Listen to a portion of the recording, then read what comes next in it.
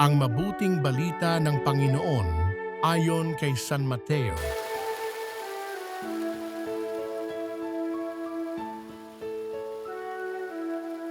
Nang mga sandaling iyon, lumapit kay Jesus ang mga alagad at nagtanong, "Sino po ang pinakadakila sa kaharian ng langit?"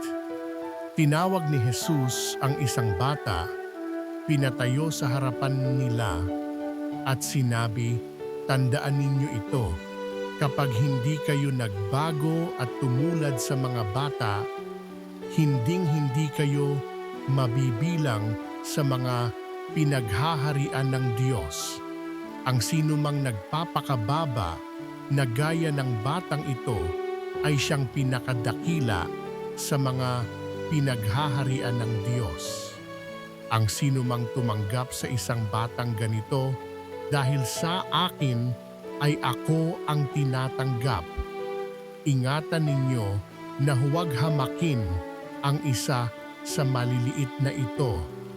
Sinasabi ko sa inyo, sa langit ang kanilang mga anghel ay laging nasa harapan ng aking Ama.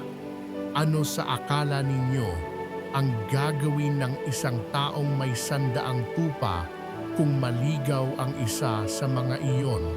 Hindi kaya niya iiwan ang 99 na nanginginain sa kaburulan upang hanapin ang naligaw? Sinasabi ko sa inyo, kapag nasumpungan niya ito, higit niyang ikinagagalak ang isang ito kaysa 99 na hindi naligaw.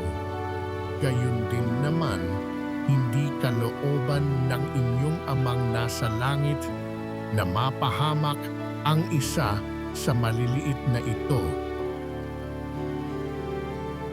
Ang mabuting balita ng Panginoon